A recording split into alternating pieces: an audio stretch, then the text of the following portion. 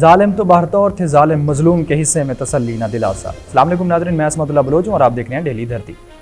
नाज़रीन, आज आपको एक बहुत ही दिल खराश एक स्टोरी बताने लगे हैं, एक स्टोरी की विजुअल्स भी दिखाने लगे हैं। अगर आप अपने बच्चों में बैठे हैं तो बच्चों से उठ के इस स्टोरी को देखिएगा। उससे पहले ये स्टोरी है क्या, ये स्टोरी क्यों होती है, कहाँ होती है, ये सारी चीज़ें हम आपके सामने रखते हैं। ये बात है जी बलूचिस्तान के ज़िला बारखान की।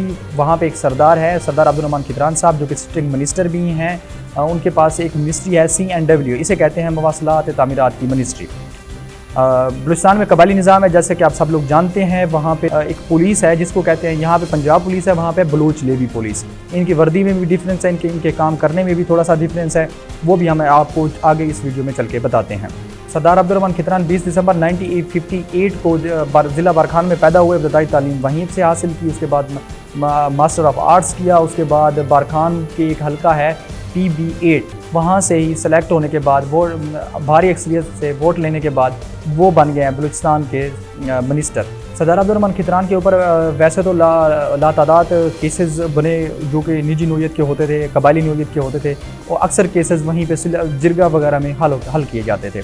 लेकिन दो ऐसे अहम केसेस मैं आपके सामने रखने लगा हूँ जो कि बड़ी आला नोयत के हैं। 1999 में उनके ऊपर एक केस होता है, करप्शन का केस होता है, जिसमें वो 90 से 1 करोड़ देने के बाद जो है ना वो उस केस को ख़त्म करवाते हैं और उसी केस में वो 10 साल के नाअहल होते हैं। इसी दौरान 2002 से 2007 तक उनकी अहलिया को पॉपुलेशन की मिनिस्ट्री दी जाती है। उसके बाद 2014 में उनके घर के ऊपर सिक्योरिटी फोर्सेज और बलोच लेवी की तरफ से एक छापा मारा जाता है, जिसमें 2 से 3 बंदे बाजियाब कराया जाता है, भारी मिकदार में असला भी बरामद कर लिया जाता है। अब आते हैं 2019 की तरफ। 2019 में सरदार अब्दुर्रहमान खिदरान और उनके बेटे सरदार इनाम खिदरान के दरमियान निजी मामले पे एक बहस होती है। बहस थाने कचहरी तक पहुँच जाती है, FIR हो जाती है।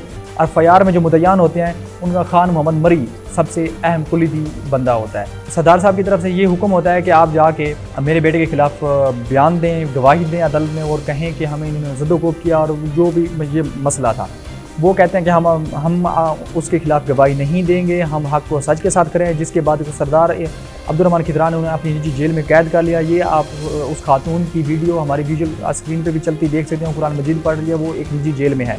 जिसके बाद कल ये तस्वीर रिलीज़ होती है कि उसको कत्ल कर दिया गया, उसको और उसके बेटे को कत्ल कर दिया गया है। हमने मज़ीद अप्रोच किया है सरदार इनाम खिदरान से, मज़ीद जो तफसीलात है उनसे लेते हैं। जी अस्सलाम वालेकुम सरदार इनाम खिदरान, क्या हाल है?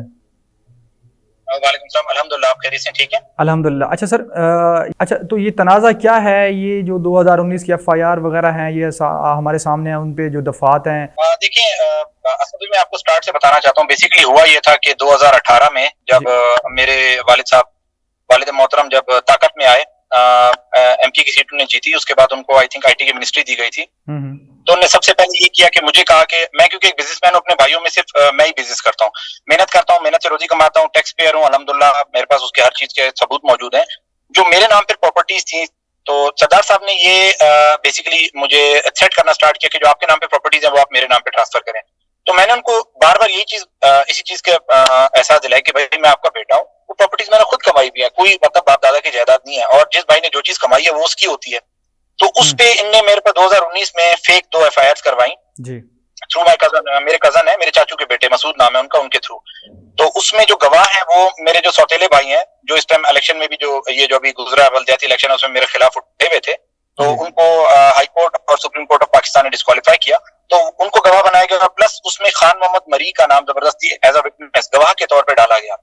बाद में 2 FIR थी जिनकी कॉपियां भी मेरे पास मौजूद है। बाद में खान मोहम्मद मरी ने इस चीज पे रेजिस्ट किया कि भाई मैं बाप बेटे के मसले में नहीं आता, मुझे पता है ये FIR झूठी है। अच्छा, ये मुझे बताएं, ये खान मोहम्मद मरी साहब कोई आपके कबायली इलाके में कोई उनको अथॉरिटी है या वो लोकल आदमियों की तरह है?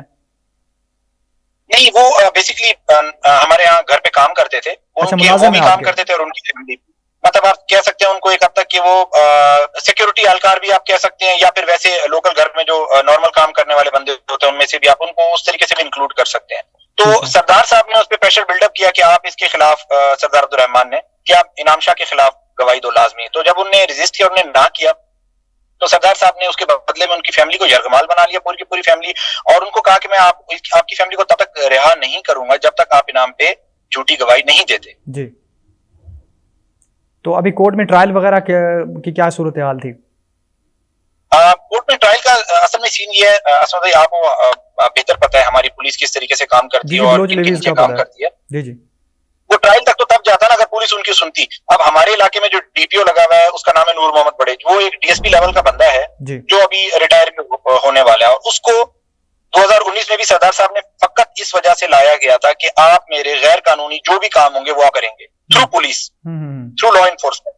और अभी भी उनको लाने का सिर्फ सोल मकसद यही था कि मैं आपसे कोई भी उल्टा सुल्टा काम कराऊं, आपने वो काम करना, मुझे ना नहीं करनी।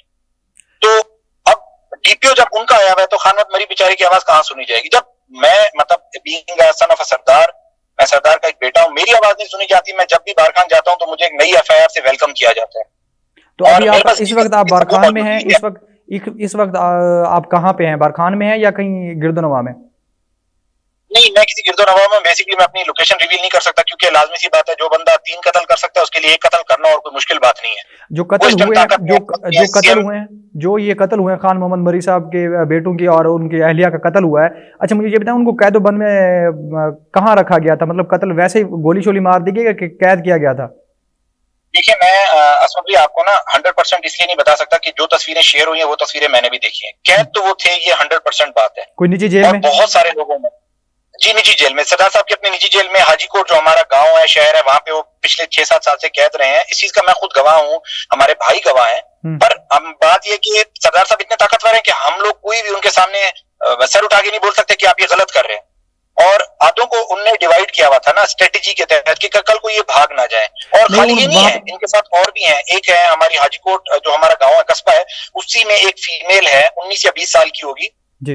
उस पर ये इल्जाम लगाया गया कि आप किसी लड़के के साथ गलत किया या जो भी किया, व्हाटसोएवर द रीजन वाज, उसको भी अपनी निजी जेल में रखा हुआ था। प्लस एक और औरत थी जिनका मुझे नाम नहीं आता, जिनका 2 साल का बच्चा, उनको भी अपनी निजी जेल में रखा। मैंने हर प्लेटफॉर्म पे चीख चीख के बोला है कि सरदार साहब ने निजी जेल बनाई हुई है और जो खान मोहम्मद के बच्चे हैं उनको तकसीम किया हुआ है। तकसीम मतलब security force Baloch levies police से हट के वहां पे एफसी फ्रंटियर कोर वगैरह है, तो आपने उनको रिपोर्ट किया, उन्होंने क्या रद्द-ए-अमल दिया? नहीं, मैं आपसे झूठ नहीं बोलूंगा, मैंने उनको रिपोर्ट नहीं किया, ना मेरी इतनी अप्रोच थी कि मैं उन तक पहुंचता और उनको रिपोर्ट करता।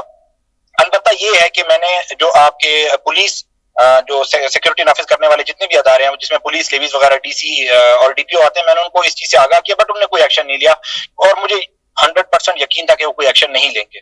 अच्छा, अब वो कत्ल हो गए हैं, कत्ल आपके बकौल सरदार अब्दुर्रहमान खिदरान साहब ने करवाया और निजी जेल में रख के करवाया, कैदोबंद में करवाया। मुझे ये बताएं अब उनका पुलिस का क्या लाया अमल है? उन्होंने कोई इब्तदाई रिपोर्ट लिखी होगी, इब्तदाई रिपोर्ट में क्या लिखा है? कत्ल लिखा है या वैसे कोई मौत की वजह बयान कर दी है? नहीं असमत, अभी तक तो मेरी नॉलेज में ऐसा कुछ भी नहीं आया कि इसमें कोई भी पुलिस ने कोई रिपोर्ट वगैरह लिखी हो। अगर देखिए, police is totally controlled by Sardar Abdurrahman, वो पूरी की पूरी पुलिस को कंट्रोल करते हैं, ना सिर्फ बारखान की बल्कि पूरी बलूचिस्तान की, क्योंकि वो सिटिंग मिनिस्टर हैं और उनके सीएम साहब के साथ बहुत अच्छे ताल्लुकात है जिनका उन्होंने बहुत अच्छी तरीके से नाजायज फायदा उठाया है। तो मेरा नहीं ख्याल कि पुलिस उनके खिलाफ, पुलिस के किसी भी अफसर में इतना गुर्दा है कि उनके खिलाफ कोई रिपोर्ट लिख सके। अच्छा, आपने कभी बिजंजो साहब या मुतलका जो हुक्मरान बैठे हैं उन तक सीएम साहब तक अप्रोच नहीं की इस बात की, इस वाकये की? नहीं असमत, मैं सीएम तक कहां पहुंचता। मैं हाँ, अलबत्ता मैं डीआईजी के पास, डीआईजी कंप्लेन है फारूक साहब, उनके पास 2 दफा गया था। इनफैक्ट मैंने रिटर्न अपनी कंप्लेन को रिटर्न दी थी कि ये डीपीओ मेरे साथ नाजायज कर रहा है, सरदार साहब के कहने पे मेरे पर झूठी एफआईआर हो रही हैं, हमारे इलाके में अमन का तवाजन खराब किया जा रहा है। बट उनका भी यही जवाब था कि मैं देखता हूँ, डीपीओ की इंक्वायरी होगी एंड ऑल दैट। उसके अलावा कुछ भी नहीं हुआ। 2 दफा मैं उनके पास जरूर गया था, ये हकीकत है। मैं डीआईजी साहब से मिलना चाहता हूँ, बट मेरा नहीं ख्याल कि आज साहब मुझसे मिलेंगे, या मे भी मिले, मे भी ना मिले, मैं कुछ नहीं कह सकता। चलिए, मुझे ये बताएं कि आप बिजनेस किस चीज का करते हैं, कारोबार किस चीज का करते हैं? मैं स्टार्ट में ट्रांसपोर्ट का काम करता था, उससे अभी मैं जब ये थोड़े से मामला ऐसे हुए कि ट्रांसपोर्ट का काम कुछ बैठा तो मैं रियल एस्टेट की तरफ आ गया। अच्छा, ठीक हो गया। रियल एस्टेट वो बरखान में, बलूचिस्तान की हदूद में, के पंजाब में भी? पंजाब में, डेरा गाजी खान में मैंने स्टार्ट किया था, उससे फिर मैंने मुल्तान में मूव किया, मुल्तान से फिर आगे मैं लाहौर की तरफ। आप पे जो एफआईआर वगैरह कटी हुई हैं वो अभी तक पेंडिंग पर हैं, उनके ट्रायल चल रहे हैं? जी, मेरे पर अभी रिसेंट भी 2 एफआईआर काटी गई थी, ये तकरीबन 2022। चलें, मुझे एग्जैक्ट डेट याद नहीं है एफआईआर की। जो पहली एफआईआर थी उसमें ये बताया गया था कि मैंने किसी बंदे को अगवा किया है, यासीन नामी बंदे को मैंने अगवा किया। उसमें अल्हम्दुलिल्लाह मैं पेश हुआ, मुझे अपनी अदलिया पे पूरा भरोसा था और मुझे उसमें कंफर्म जमानत मिल गई। दूसरी एफआईआर मुझ पे काटी गई जब ये जो बल्दियाती इलेक्शन अभी हुआ है ना, इसका सेकंड फेज था। उस टाइम स्क्रूटनी का टाइम आया, स्क्रूटनी का टाइम जो मेरा सौतेला भाई है जिसके खिलाफ मैंने एक रिटन कंप्लेंट दायर की कि he is not eligible to stand और कंटेस्ट इन दिस इलेक्शन, ये इस इन इलेक्शन में नहीं उठ सकता, ये वजूहात की वजह से। तो मैं 10 बजे सुबह ये कंप्लेन करके घर आ रहा हूँ हाजीकोट, जहाँ पे ये लाशें बरामद हुई हैं। 10 बजे कंप्लेन करके आ रहा हूँ, 10:30 बजे मैं वापस आया हूँ तो 3 और 3:30 के गालिबन मुझ पे 324 मतलब हवाई फायरिंग इरादा बरा कत्ल की FIR काटी जा रही है कि वही भाई वही FIR काट रहा है कि इसने मुझ पे फायरिंग की है और मुझे कत्ल करने की कोशिश की और मैं बच गया और उसने जाके FIR कटवाई और उसी टाइम वो DPO अपनी पूरी 7-8 गाड़ियों की नफरी लेके पहुंच गया मुझे गिरफ्तार करने के लिए। फिर सरकार ने ये शर्त रखी कि इसको बोलो कि अपने आप कागज वापस उठाओ या अपनी कंप्लेन वापस उठाओ, तब मैं मतलब इलेक्शन में उनके मध्य मुकाबला आप ना खड़े हो तो वो फिर आपकी जान भी बच देंगे और आपको प्रॉपर्टी वगैरह जो वो मांग रहे हैं वो भी नहीं लेंगे आपसे। आपका मेरे मामला से मतलब हुकूमत पाकिस्तान ने जरूर आपको हक दिया होगा कि फ्रीडम ऑफ स्पीच का या कंटेस्ट करने का, पर मेरी अदालत में मेरी बादशाहत में आपको हक नहीं है। जब तक मैं जिंदा हूं तब तक ये हक नहीं है कि अच्छा, आप मतलब ये है कि बारखान में जैसा डेरा बुगटी में हम सुनते थे कि नवाब अकबर बुगटी खान साहब ने जो अदालतें लगाई हुआ करती थी, तो अब वो सरदार अब्दुर्रहमान खितरान साहब जो है ना बारखान में अदालतें लगाते हैं। जी असमत भाई, जहाँ तक नवाब साहब का जिक्र है, ना मैंने आज तक डेरा बुगटी देखा ना मैं डेरा बुगटी गया हूँ। जैसे आपने सुना है वैसे मैंने सुना है, उसमें कितनी सच्चाई है कितना झूठ है अल्लाह बेहतर जानता है। बट इस चीज का सरदार अब्दुर्रहमान का मैं गवाह हूँ। गवाह मैं नहीं हूँ खाली, और भी बहुत सारे गवाह हैं बारखान में ही हैं जो इनके डर से कुछ बोल नहीं सकते। अच्छा, और 2019 में जब मुझ पे FIR की गई थी, उसमें मेरा एक दोस्त है, मेरा बेसिकली बिजनेस पार्टनर था पंजाब का, डेरा गाजी खान का, इंतहाई शरीफ निहायत ही मिस्कीन आदमी, उसको इस चीज में इन्वॉल्व किया गया। जब वो अदालत में आया पेश होने के लिए तो उसकी जमानत कैंसिल हुई। उस टाइम जफर रिंद साहब सेशन जज थे और उसको अंदर बंद किया गया। उनकी फिर मैंने बाद में जमानत कराई। जमानत कराने के बाद वो जब टूवर्ड्स जीजी खान डेरा गाजी खान की तरफ आ रहा था तो रास्ते में उसको अगवा कर लिया गया। 1 साल 1.25 साल तक उनकी फैमिली फरियाद करती रही कि हमारे बच्चे को छोड़ो, हमारे बच्चे को छोड़ो। सरदार साहब ने 1.5 करोड़ लेने के बाद उस बच्चे को छोड़ा और अपनी फैमिली के हवाले 1.5 करोड़ तावान लिया। आज भी उनकी डेरा गाजी खान में सर ये आप पूरे अपने होश हवास में आप हमें बता रहे हैं कि 1.5 करोड़ तावान लिया आपके वाले साहब ने?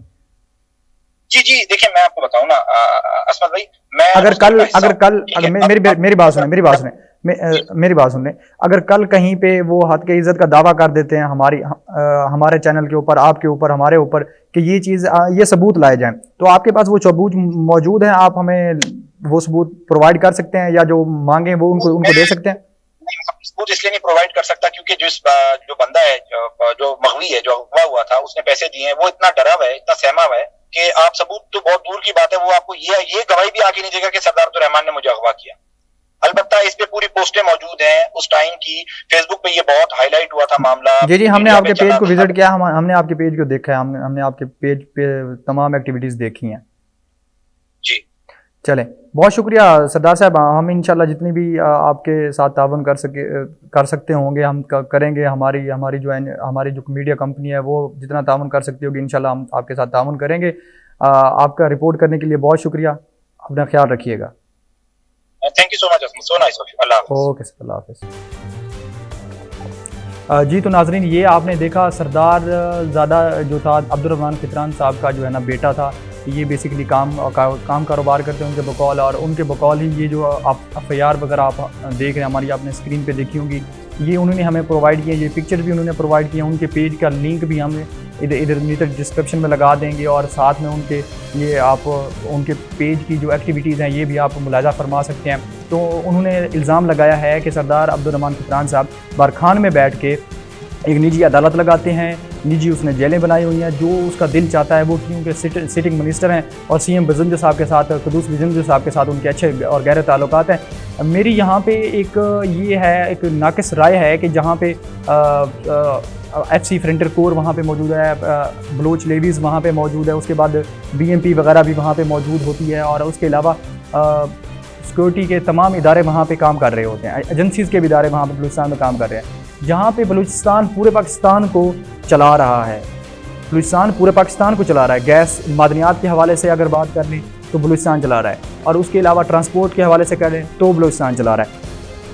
वहाँ पे हुकूमत को तवज्जो देने की ज़रूरत है। यहाँ पे इतनी ज़्यादा लाकानूनियत और इतनी ज़्यादा जुल्म बर्बरियत का जो है ना सर चश्मा इधर अब्दुर्रहमान खिदरान साहब बने हुए हैं। तो इसी तरह और भी कबायली सरदार हैं जिनको निशानदेही करने के लिए एक जिगरमंद इंसान की ज़रूरत है। ये तो खैर सरदार साहब की अपनी जो है औलाद में से हैं, तो इनका जिगर ज़ाहिर सी बात है सरदार साहब की तरह ही होगा।